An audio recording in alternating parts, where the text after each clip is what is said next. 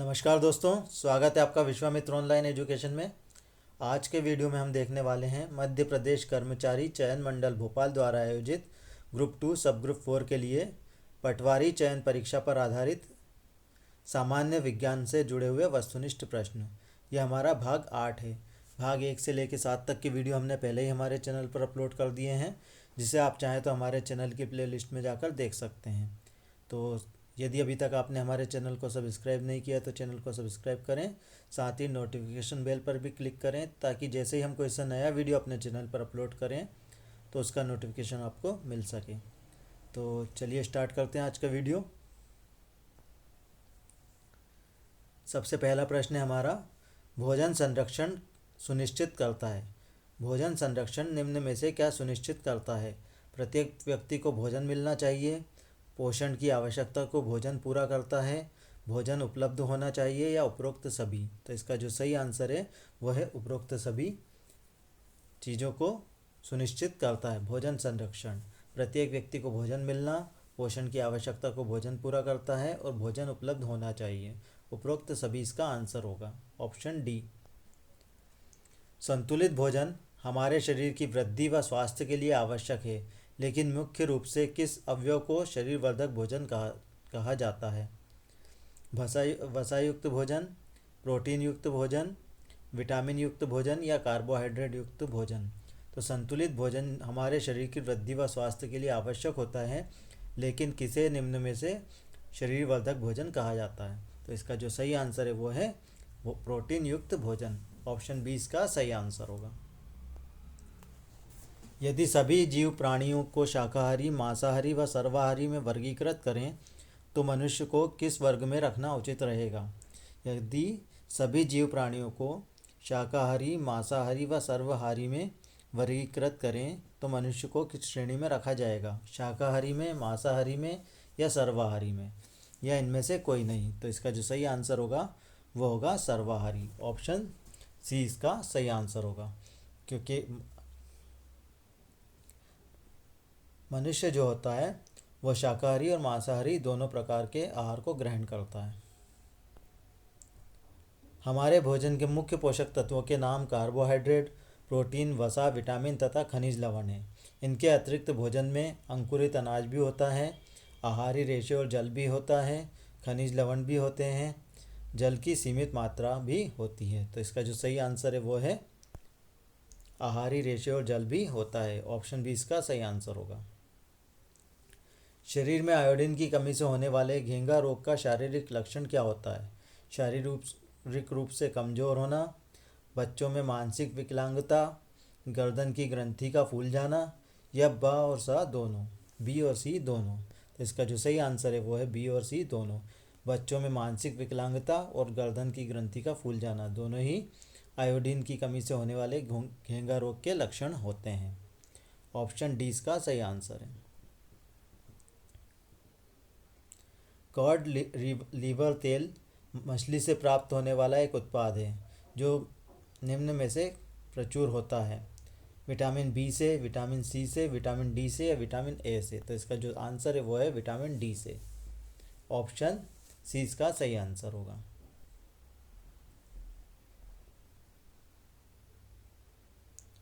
Carbohydrate polyhydroxy aldehyde एवं ketone से बने होते हैं जो CHO एवं O से बने होते हैं। इनमें CHO का अनुपात होता है 1:2:1, 2:2:1, 1:2:2, 1:1:2। तो इसका जो सही आंसर है वो है 1:2:1। CHO का अनुपात होता है 1:2:1। ऑप्शन ए इसका सही आंसर होगा। किस प्रकार का भोजन सुरक्षात्मक भोजन कहलाता है? कार्बोहाइड्रेट, वसा, प्रोटीन, या विटामिन एवं खनिज? तो इसका जो आंसर है वो है विटामिन एवं खनिज। ऑप्शन डी इसका सही आंसर होगा। भारत में पोषण की राष्ट्रीय संस्था NIN कहाँ पर स्थित है? हैदराबाद में, गोवा में, मुंबई में, या पुणे में? तो इसका जो सही आंसर है वो है हैदराबाद में। भारत में पोषण की राष्ट्रीय संस्था जो है वो हैदराबाद में स्थित है। ऑप्शन ए इसका सही आंसर होगा। विटामिन बी 12 को क्या कहते हैं? थायमिन, फॉलिक अम्ल, बायोटीन या साइनो कोबालेमाइन। इसका जो सही आंसर है वो है option D, cyanocobalamin. Option D इसका सही आंसर होगा। निम्न में से आयरन का भरपूर स्रोत है? दूध, अंडे, हरे पत्तेदार सब्जियां या सोयाबीन। तो इसका जो सही आंसर है वो है हरी पत्तेदार सब्जियां। आयरन का जो भरपूर स्रोत होती हैं, इसीलिए आयरन की कमी वाले व्यक्ति को हरी पत्तेदार सब्जियां, पालक, मेथी आदि खाने के लिए बोला जाता है।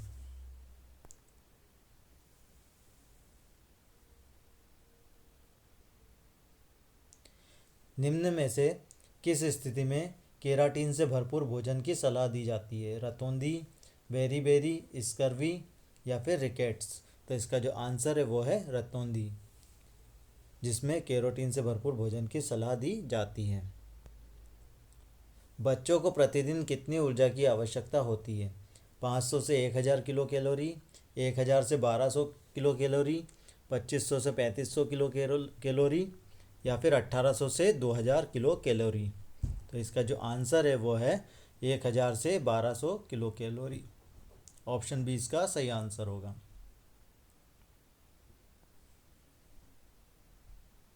निम्न में से विटामिन सी की कमी से होने वाला रोग कौन सा है?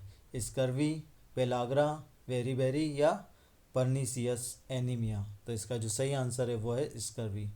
ऑप्शन ए इसका सही आंसर होगा, जो कि विटामिन सी की कमी से होने वाला रोग है।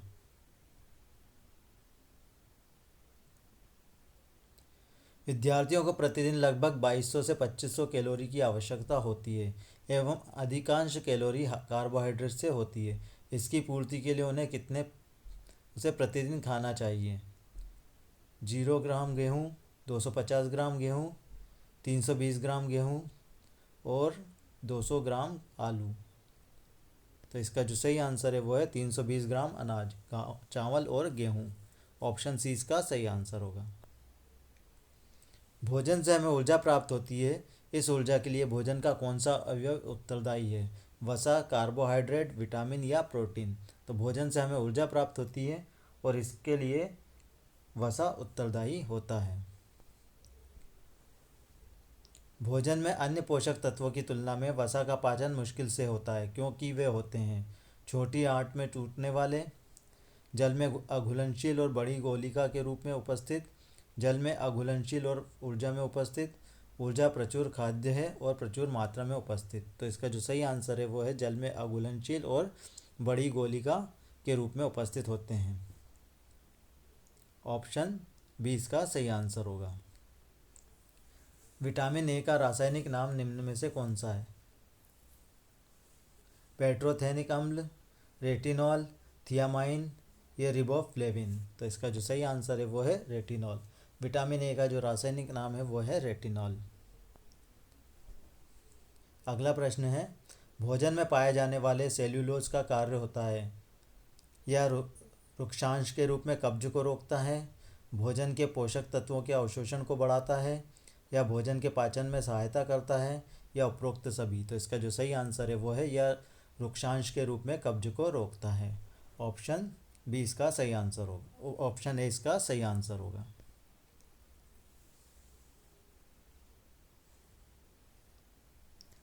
ऑस्टियोपोरोसिस नामक रोग किस विटामिन की कमी के कारण होता है? Vitamin A, vitamin B, vitamin C या विटामिन डी। तो इसका जो आंसर है वो है विटामिन डी की वजह से ये रोग होता है। तो अगर आपको ये वीडियो पसंद आया तो वीडियो को लाइक और शेयर कीजिए, और यदि अभी तक आपने हमारे चैनल को सब्सक्राइब नहीं किया तो चैनल को सब्सक्राइब करें, साथ ही नोटिफिकेशन बेल पर क्लिक करें, ताकि जैसे ही हम कोई सा नया वीडियो अपने चैनल पर अपलोड करें तो उसका नोटिफिकेशन आपको प्राप्त हो सके। धन्यवाद।